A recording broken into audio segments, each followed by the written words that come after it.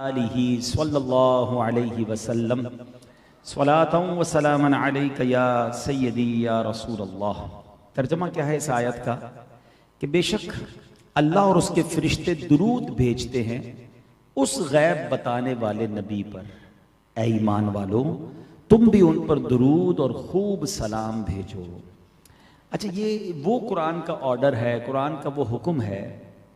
अल्लाह करीम ने कुरान में जा बजा अहकामात नाजिल फरमाए हैं। कभी नमाज का फरमाया, कभी ज़कात का फरमाया। बहुत सारे हमें शरई अहकामात ऑर्डर्स मिलते हैं कुरान से, मगर कहीं ये नहीं फरमाया कि ऐ ईमान वालों मैं भी करता हूँ, मेरे फरिश्ते भी करते हैं और तुम भी शामिल हो जाओ। पूरे कुरान में ये एक ही ऐसा काम है जिसके बारे में रब फरमाता है ऐ ईमान वालों अल्लाह भी दुरूद भेज रहा है, उसके फरिश्ते भी दुरूद भेज रहे हैं नबी पाक पर, तुम भी दुरूद पढ़ने में शामिल हो जाओ। अच्छा, यहां एक बात समझना बहुत जरूरी है। अल्लाह का दुरूद भेजना और है, हमारा और फरिश्तों का दुरूद भेजना और है। अल्लाह का दुरूद भेजना यह है कि अल्लाह रहमत नाजिल फरमाता है, वो तो खालिक है ना, मालिक है, वो अपनी रहमतें नाजिल फरमाता है अपने हबीब अलैहिस्सलातु वस्सलाम पर। और हमारा दुरूद भेजना यह है कि हम दुआ करते हैं कि अल्लाह हमारे आका व मौला जनाब मुहम्मदुर रसूलुल्लाह सल्लल्लाहु तआला अलैहि वसल्लम पर दुरूद भेज। तो ये समझना है। अच्छा, अब यहाँ एक और बड़ी खूबसूरत बात उलमा ने फरमाई कि हजरत आदम अलैहिस्सलातु वस्सलाम, आपको अबुल बशर कहा जाता है, आपको एक बड़ा कमाल का यूं समझिए कि एजाज दिया गया जो और किसी नबी को नहीं मिला, कि तमाम फरिश्तों ने आपको सजदा किया। अल्लाह के सारे फरिश्तों ने आपको सजदा किया और सुभान अल्लाह ये शरफ आपको अता किया गया। अब यहां उलमा कहते हैं कि हजरत आदम को वाकई ये मकाम मिला कि सारे फरिश्तों ने सजदा किया, मगर ये सजदा एक ही बार किया गया। और एक और तफसीर में तो ये भी लिखा कि दरअसल ये सजदा जो था ना, हजरत आदम की पेशानी में नूरे मुस्तफ़ा चमकता था, ये सजदा नूरे मुस्तफ़ा को करवाया गया था। लेकिन इसके बावजूद ये सजदा एक बार हुआ। और मेरे आका की शान ये है कि सिर्फ फरिश्ते नहीं, अल्लाह भी नबी पाक पर दुरूद भेज रहा है। और एक बार नहीं, ये नहीं कहा कुरान ने कि अल्लाह और उसके फरिश्तों ने एक बार दुरूद भेज दिया, ऐ ईमान वालों अब तुम दुरूद भेजो। नहीं, थोड़ी सी अरबी ग्रामर जानते हैं वो जानते हैं, यहां लफ्ज इस्तेमाल हुआ युसल्लून। इसका मतलब यह है कंटिन्यू, मुसलसल होने वाला काम।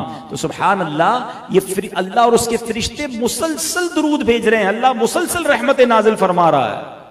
तो अब सच्ची बात यह है कि हमारे आका को हमारे दुरूद की हाजत नहीं है? जिस नबी अलैहिस्सलाम की बारगाह में खरबों भी थोड़े हैं, हाँ फरिश्ते कितने हैं हम काउंट ही नहीं कर सकते। हाँ, ये खुद कुरान में रब अज़्ज़ व जल ने एक जगह खूब इरशाद फरमाया, अल्लाह फरमाता है वमा यअलमु जुनूद रब्बिका इल्ला हुवा।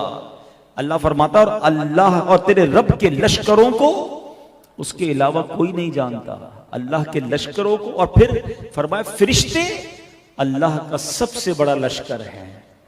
सारी कायनात में जो सबसे बड़ी क्वांटिटी में अगर कोई मखलूक है ना, तो वो फरिश्ते हैं। मैंने पहले भी कई बयानात में ये एक कैलकुलेशन बयान की है, आज फिर बयान करता हूं ताकि ईमान ताज़ा हो और अंदाज़ा हो कि मेरे आका पर हर लम्हे हर आन कितने दुरूद भेजे जा रहे हैं। फरमाया जाता है, इमाम नबहानी रहमतुल्लाहि तआला अलैह अपनी किताब सआदतुद दारैन में फरमाते हैं कि फरिश्ते अल्लाह का सबसे बड़ा लश्कर हैं। हदीस रसूल सल्लल्लाहु अलैहि वसल्लम से मरवी है कि आसमान चरचराया। चरचराने का मतलब समझते हैं? कभी आपने स्टेज पर बैठे हों और बहुत सारे लोग आ जाएं तो क्या होता है, थोड़ी सी आवाज आती है, ऐसा लगता है अभी टूट जाएगा। चरचराना इसको कहते हैं। फरमाया आसमान चरचराया और उसको चरचराने का हक है। आका फरमाते कदम भर भी ऐसी जगह नहीं है जहां कोई फरिश्ता रुकू सजदे या कयाम में मौजूद ना हो।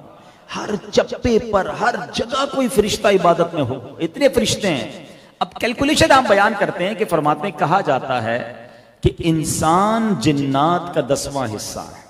तो आपने रिवायतें भी सुनी होगी, जब एक इंसान का बच्चा पैदा होता है तो 9 जिन्नात पैदा होते हैं। तो इंसान जिन्नात का 10वां हिस्सा है। तो हम एक मोटी सी कैलकुलेशन मिल के करते हैं। माशाल्लाह यहाँ काफी कारोबारी लोग हैं, थोड़ा आपका हिसाब किताब भी चेक कर लेता हूँ। दुनिया में बताया जाता है 8 अरब के करीब अब हमारी आबादी हो गई है। थोड़े दिनों पहले मैं देख रहा था इंटरनेट पर, 7.25 अरब के करीब तो पहुंच गए। 8 अरब गिन लेते हैं, मान लेते हैं 8 अरब इंसान हैं, तो जिन्नात कितने हो गए? 80 अरब।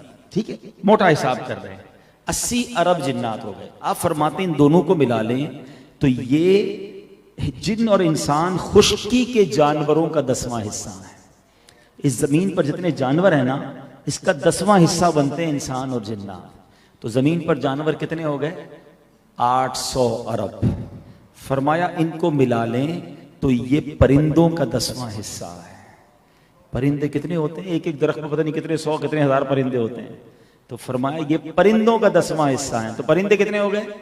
8000 अरब। फरमाया इन सब को मिला लो तो ये समुंदरी जानवरों का 10वां हिस्सा है। 67% पानी है दुनिया में, और कितने गहरे गहरे समंदर हैं।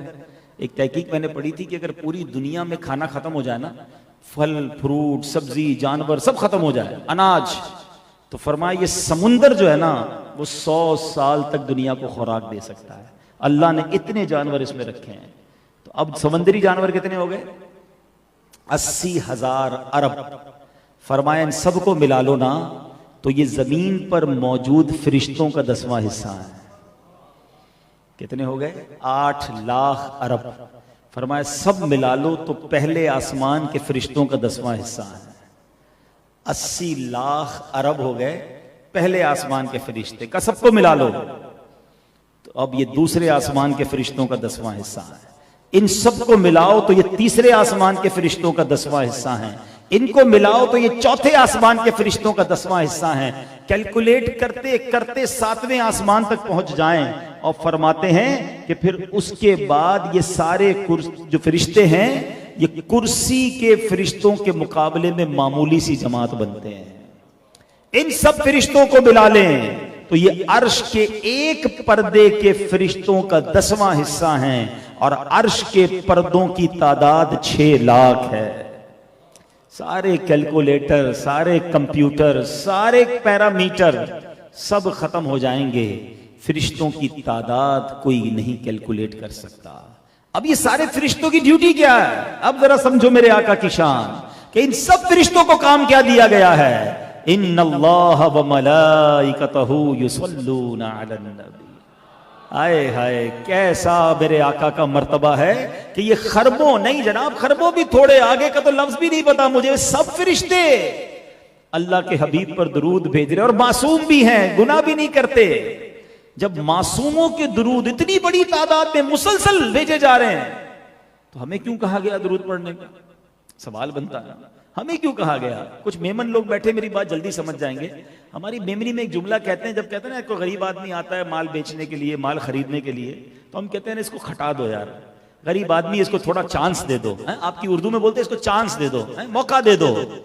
सच्ची बात यह है कि मेरे आका को दुरूद की हाजत नहीं, हमें चांस दिया गया है, हमें खटाया जा रहा है। तुम भी पढ़ लो, तुम्हारी झोलियां भी भर दी जाएंगी, तुम भी पढ़ लो, तुम्हारे काम भी सीधे हो जाएंगे, तुम्हें मदीने वाले की निगाह मिल जाएगी।